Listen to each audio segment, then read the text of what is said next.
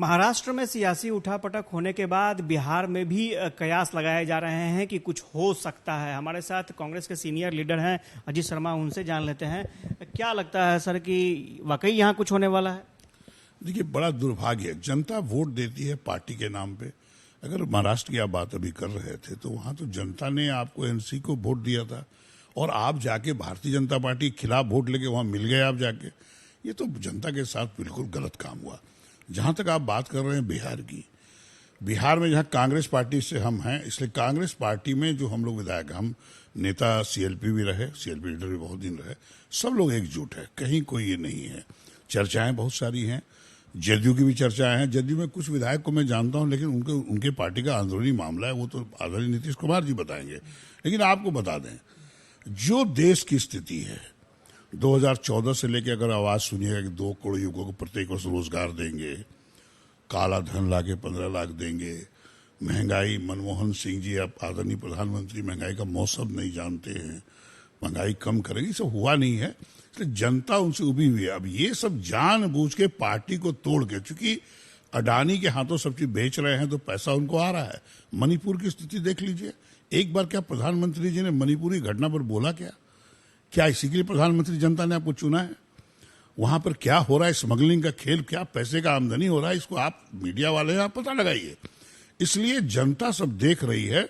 हमको लगता है कि जो स्थिति है देश की, उसमें किसी को टूटने का कोई संभावना नहीं है, क्योंकि हम लोग बिहार के हित में, देश के हित में एकजुट रह के आगे बढ़ाने का काम करेंगे। हरिवंश जी ने नीतीश कुमार से मुलाकात की है, जेडीयू के सांसदों से लगातार वो मिलते रहे हैं, विधायकों से ही मुलाकात की है, लेकिन हरिवंश जी से मिलना बहुत कुछ इशारे करता है और लगभग 90 मिनट तक बातचीत चली है।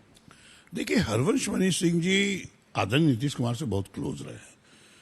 अगर किसी से कोई मिलता है तो कोई ऐसी संभावना नहीं है कि कुछ बहुत गड़बड़ होगा। लेकिन आपको बता दें, ऐसे उनका अंदरूनी मामला है, लेकिन हम आपको बता दें, हरिवंश सिंह जी भी बहुत मजे हुए लोग हैं और देश की राजनीति को समझते हैं। और आदरणीय नीतीश कुमार 18-19 वर्ष से मुख्यमंत्री रहे हैं और बिहार का विकास किए हैं। इसलिए हमको नहीं लगता कोई गड़बड़ी होने जा रही है। निश्चित तौर पर देश के हित में ही बात हुई होगी। जेडीयू के विधायक लगता है कि काफी हिले हुए हैं, क्योंकि या फिर सांसदों की बात कहें तो सांसद भी लग रहा है कि अपना अपना क्षेत्र चुन रहे हैं, तो क्या इसलिए भी उनको कॉन्फिडेंस पे लेने की कोशिश की जाए? नहीं, वो ठीक है, कॉन्फिडेंस है, उनसे बहुत अच्छा संबंध है। मैं आपको बता दूं, मुझे जानकारी है इस बात का।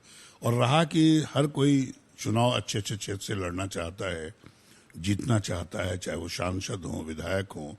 और ये आदरणीय नीतीश कुमार को मैं धन्यवाद दूंगा कि आप सभी विधायकों से मिल के पूछ रहे हैं, आप दिल्ली जाके सभी सांसदों से मिल रहे हैं। ठीक है, 1-2 सांसद नहीं आ पाए, लेकिन हमको लगता है कि एक अच्छी शुरुआत है। सबको कॉन्फिडेंस में लेके देश के विकास के लिए काम करना चाहिए और वो चाहते हैं। इसके लिए मैं उनको धन्यवाद देता हूँ। तेजस्वी यादव पर चार्जशीट हो गया है, क्या राजनीतिक भविष्य लग रहा है, क्या संभावनाएं दिख रही है? भारतीय जनता पार्टी ने 2014 में जितनी बात बोला, जो मैं बताया, एक भी काम नहीं किया। देश को हिंदू मुसलमान के नाम पर तोड़ने का काम कर रहे हैं। वो बिहार से डरी हुई है, इसलिए इस तरह की हरकत। क्या महाराष्ट्र में क्या हुआ, क्यों तोड़ दिए भाई? आपको जनता ने जिसको वोट दिया, उसको एनसीपी को वोट दिया, उनको नहीं जाना चाहिए। आप तोड़ रहे हो तो जनता तो सब देख रही है। इसलिए आपको मैं ये बता दूं कि ये भविष्य में जनता तय करती है, किसी भी सांसद को जिताना या विधायक को जिताना सरकार वही बनाती है। जनता सब देख रही है उनका खेल। वो ये ईडी का और सीबीआई का छापा तो बहुत दिनों से शुरुआत की है, डरा रहे हैं लोगों को। जो डर गए उनके पाले में चले गए, जो नहीं डरे वो आज अलग है।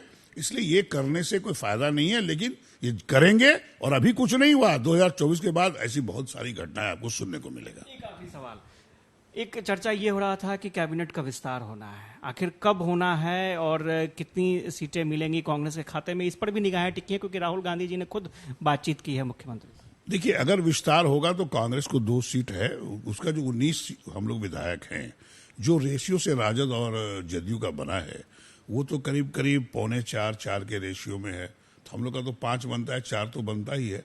लेकिन अभी इशू मंत्रिमंडल का नहीं है। अभी बिहार कैसे, आप ये बताइए ना, आदरणीय नरेंद्र मोदी जी ने एक भी बैठक किया क्या कि विकास कैसे बिहार का हो? विशेष राज्य का दर्जा देने की बात हुई, विशेष पैकेज देने की बात हुई। उन्होंने हर चुनाव में 10,000 करोड़, 1 लाख करोड़, 1.5 लाख करोड़ तक बोल गए। कभी बिहार को उन्होंने एक बैठक भी किया कि विकास के लिए?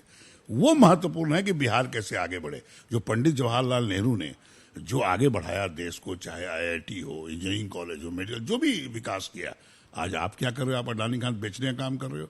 ये सब जनता देख रही है। मुद्दा ये है मंत्रिमंडल का विस्तार हो नहीं हो, लेकिन बिहार को आगे बढ़ना चाहिए, ये हमारा मानना है। सहमत है और ये बता रहे थे कि किस तरह से बिहार को बचाना है और स्वाभाविक तौर पर सिनेरियो बहुत कुछ बदल रहा है, राजनीतिक हालात भी तेजी से बदल रहे हैं। देखना दिलचस्प होगा कि आने वाले समय में बिहार में राजनीतिक हालात किस तरह के होते हैं और सभी सियासी दलों की निगाहें इस बात पर टिकी हुई हैं। कैमरा पर्सन सुनील के साथ आशुतोष चंद्रा, कसस न्यूज, पटना।